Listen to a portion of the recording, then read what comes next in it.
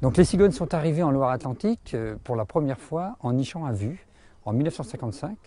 Elles ont fait un nid pas très loin du bourg, sur un arbre, la propriété du notaire.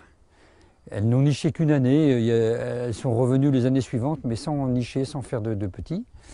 Et ce n'est qu'en 1996, je crois, qu'elles sont revenues dans le secteur.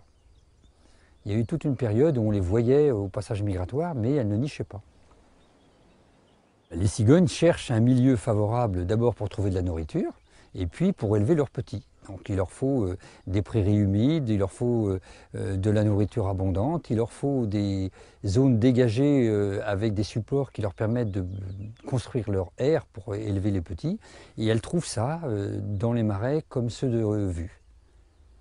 Alors la plupart des cigognes qui naissent en Loire-Atlantique sont baguées. Il suffit que le nid soit accessible.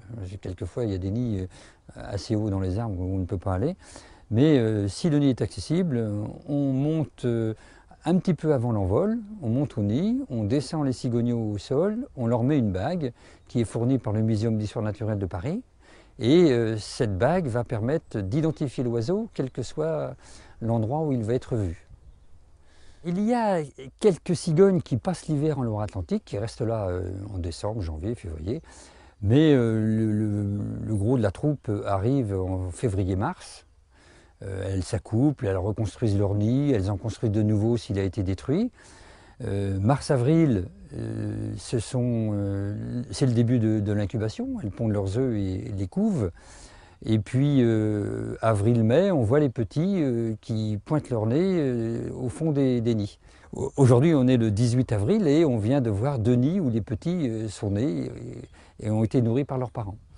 Ensuite, les parents vont venir régulièrement apporter de la nourriture pour que les petits passent d'une taille de 10 grammes à